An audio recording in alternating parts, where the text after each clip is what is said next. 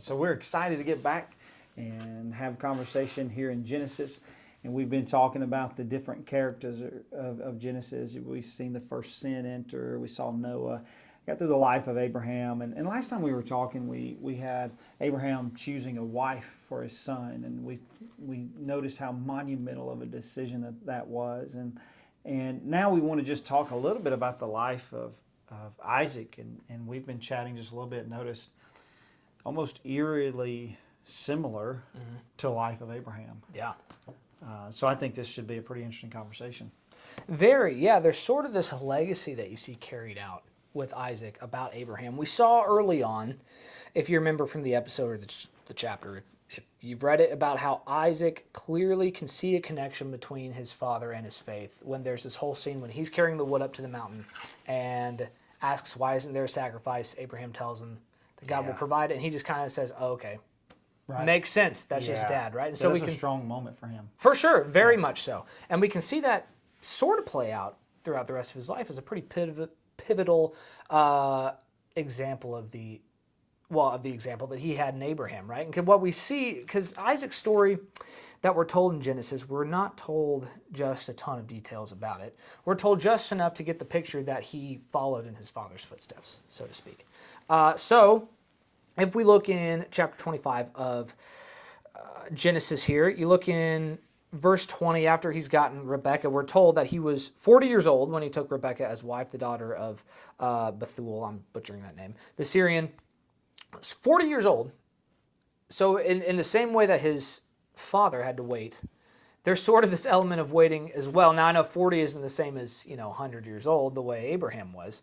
But living till you're 40 as a bachelor with your dad in the middle of the woods, that's kind of a lonely start at life, and one that would require some pretty significant patience, some that he clearly learned from his father. We're not told about any kind of complaints he had about it. In fact, he's not. When Abraham sends someone to go find a wife for Isaac, he sends one of his servants. He doesn't even send Isaac. You'd think he'd be kind of chomping at the bit at that point. He's 40 years old, Right. But he's not. He's patient, even waiting for her to come to him. There's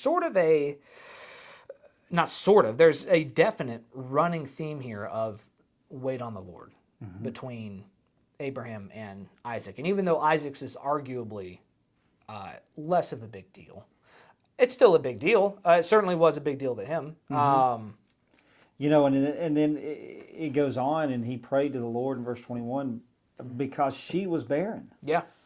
And so you're talking about he waited until he was 40 to be married, or was kind of forced to wait, I presume. And you would think, especially at that age, even if you back that up and say, well, that's today's 20, still, you think kids are around the corner, but it doesn't seem that that's the case, because she was even to the point where it wasn't that they were struggling to have children. She had been deemed as barren. Yeah, yeah. Which, of course, is exactly what we saw out of, her mother-in-law, barren as well. And there's just this incredible amount of patience that is required, obviously, for the relationship to begin. But then she's barren as well. I think it's interesting now, but what he did was, as you've already said, he wasn't complaining earlier. Yeah. And then he prayed to the Lord for his wife was barren. And it's interesting that when he's introduced to her and he's in the field, it says back in chapter 24 that he was in the field meditating, which would have to be reflecting on God. And so he's already seen that through this quiet time with God, good comes from it, right? Yeah, and then it continues in verse 21, and the Lord granted his prayer. Do you think that there's times in our lives that we shortchange that power of intimate and alone prayer? Oh yeah, certain, and patience has everything to do with that, for sure. Because why do we typically not take time out of our day to meditate or to pray? Because sometimes we see meditation maybe as like a strictly like Eastern doctrine thing or something, right? But then we do prayer. It's like, no, they're both kind of walk arm in arm, right? One is maybe speaking directly to God, the other is thinking about God and sort of inviting his presence in a way, so to speak. Either way, the reason we don't do either is because we're too busy, right? Well, I don't have the time right now. It's a sort of impatience, even just with our own time in our own life. What we keep seeing here is this thing where God, well, what he does is he calls us to forget our own clock, right? Because we all know deep down, even if we're not thinking about it actively, that life is short. The day is short. The time for sowing and reaping is short, right? And there's a sense of urgency we feel as people. And the Bible speaks to the appropriateness of the urgency of action at times. And yet we tend to misconstrue that and twist that into wanting to wrestle our own favors in our own time because we only got so much of it and I'm on the clock and I don't have time to wait for anybody, right? So who's got time for meditation and prayer, in that case? Who's got time for thinking about anyone but the next thing I need to get for me, right? And there's this sort of theme that, and you see it in Jesus' life over and over. What does he do? Even though he's very busy in his ministry and has a very limited amount of time, he takes time all the time to meditate and to pray and constantly invites others into that same mentality to the point where he tells even Martha to stop working with the sense of urgency that she has. Yeah. And there's so again, it's just this running theme here where there's so often, I think even psychologists have studied how we view time, right? And typically humans tend to see time roughly as about 3 seconds into the future and 3 seconds into the past. And everything else after that becomes more abstract, right? Thinking like God forces us to see a bigger picture where it's almost like watching a tree grow, right? You watch the tree and it doesn't look like it's doing anything, but then you watch it over 100 years and that tree's going all kinds of places. It's amazing to watch. It's the same idea where to think like God is to think more really like how the creation he made even works, right? Because it doesn't work the way we demand that it does, right? It never gives us the convenience that we want it to. And God created it that way for a reason, because it's constantly calling us to view time itself, and certainly our place in it, more from his point of view than from ours. And we forget that all the time. And I think that's why you look at the psalmists who, to write in the manner in which they did, and I know you've done some writing on your own, there's just a certain amount of quietness that you need to allow that to come through your veins. And one of the things that you'll see in the Psalms is always be still. yeah, Which goes back to what is meditating prayer. It's not the particular word, but it would infer that. And so, one of those instances is the 46th Psalm in verse 10, be still and know that I am God. oh yeah, I will be exalted among the nations. I will be exalted in the earth. And so then the psalmist also comes to learn that the Lord of hosts is with us. It's hard to learn that in the noise. But in those moments of still and quiet, you realize that the Lord is with us. And that's exactly what happened to Isaac. It's just following the quiet, following the prayer, the Lord answered. And then he got to see that full-grown tree that you're talking about. Yeah. He got to see it. She conceived and bore him a son. And it's just evidently through the forefathers. I mean, we call these, the forefathers of our faith. One of the essential characteristics of those people that God was looking for was patience. oh yeah. And so I think one of the ways that we can see, how can I be more plugged in with God? How can I be more in line with his will? Practice a little more patience. Yeah. Absolutely. And patience really becomes a huge running theme throughout Isaac's life. The one time we actually see him recorded to have really messed up is when he thought a little too quickly by his own devices, right? My goodness, yeah. Yeah, it's kind of crazy. He gets back to his patience here later in the story, but if you look at what he does in chapter 26 here, he pulls the same stunt that Abraham did at different points. He has an attractive wife, and he knows that, and he knows, especially back then, an ungoverned area, that puts a target on your back if you have an attractive wife. And so he does the same thing Abraham did, where he lies and says, well, she's my sister, to try and protect himself. Of course, forget the fact that it puts her in a more vulnerable position. But Which I think is uncharacteristic of Isaac, but it goes back to when we're running through this so fast, you do things that are out of character. Oh yeah, for sure, absolutely. And it's again down to the question of what's expedient and what is right. Right, and right is usually taking longer, and sometimes just it builds up to a moment of trust or act on my own impulses without the meditation. Because had Isaac meditated the way he did, talking about his wife's barren condition, things probably could have gone a little bit differently. Good point. Yeah.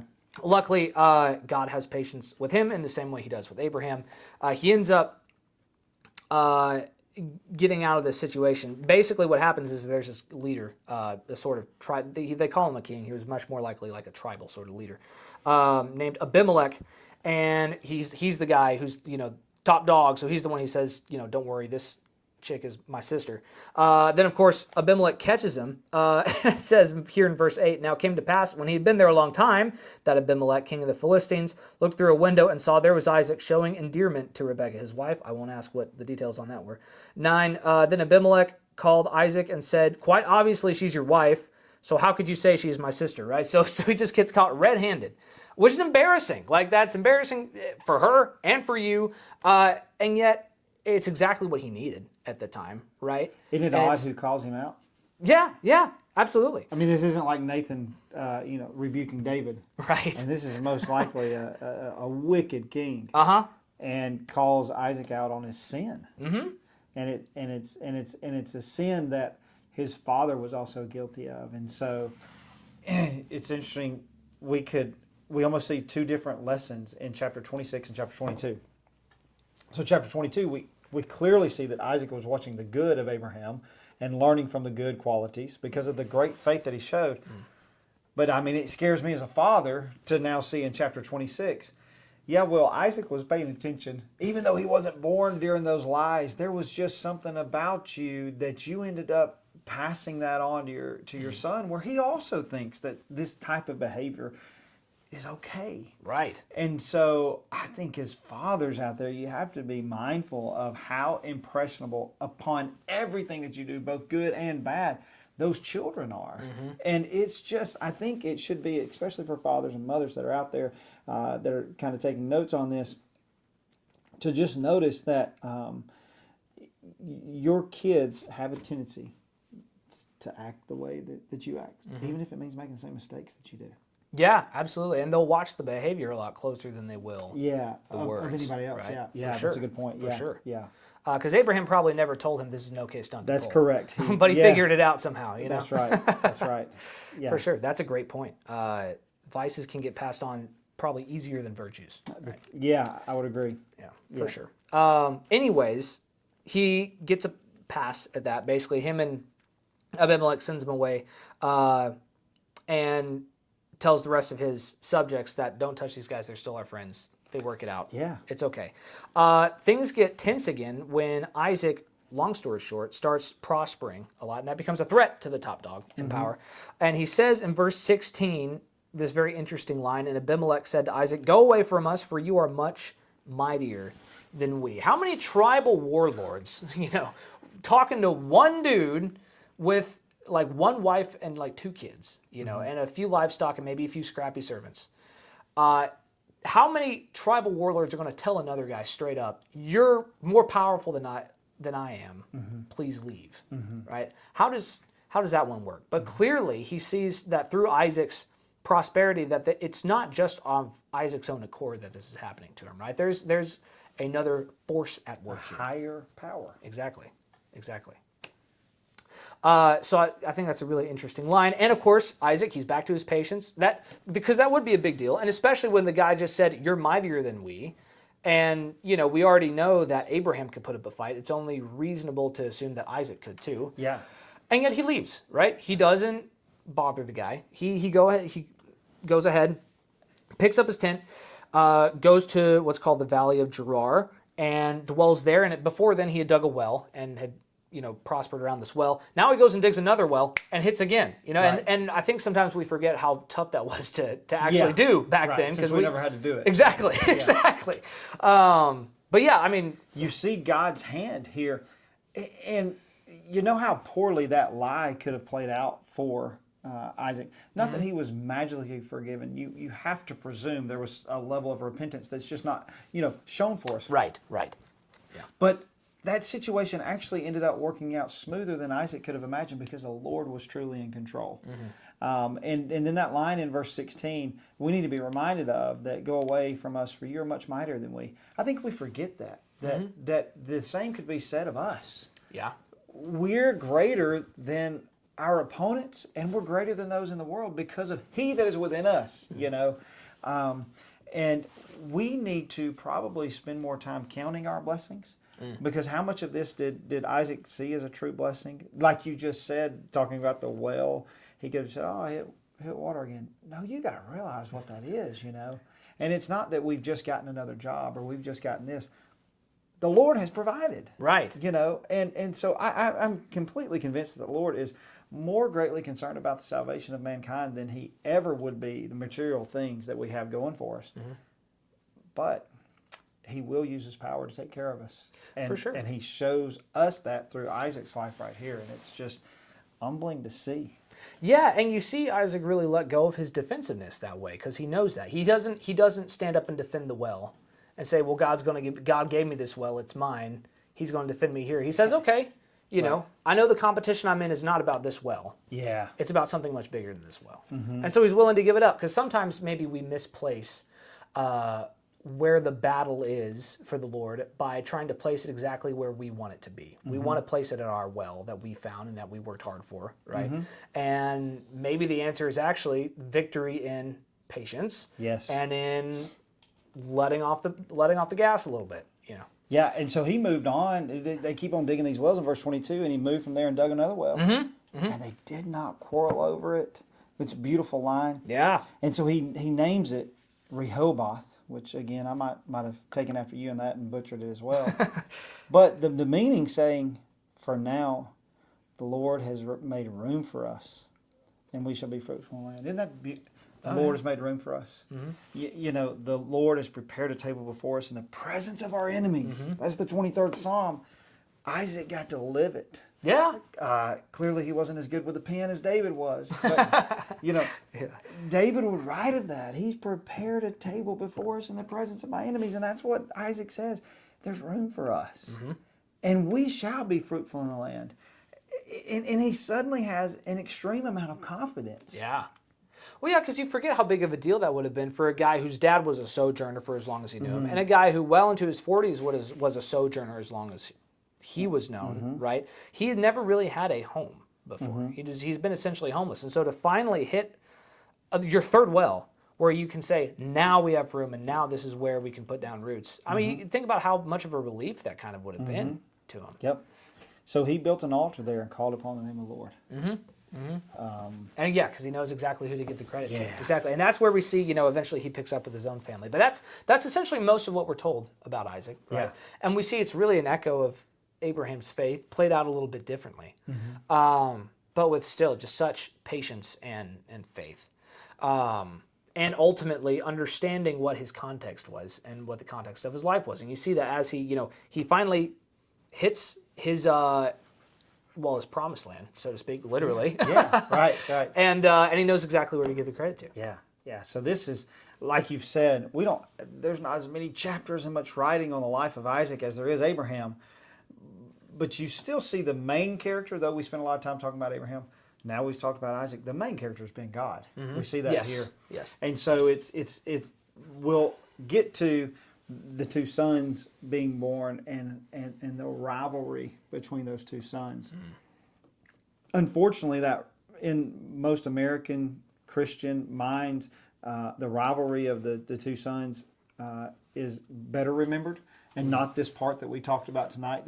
That Isaac, generally speaking, and for the most part, was a man of faith. And so next time we get together, we'll have that conversation and kind of talk around, Jacob and Esau.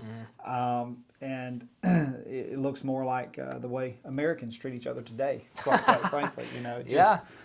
I'm going to get what's mine. Fair enough. Yeah. So looking forward to it, and thank y'all. And as always, like it, comment if you got questions, share this with your friends. And as always, we're just here to kind of talk about what we think is living, active, sharper than any two-edged sword, and changing people's lives. So thanks for your time.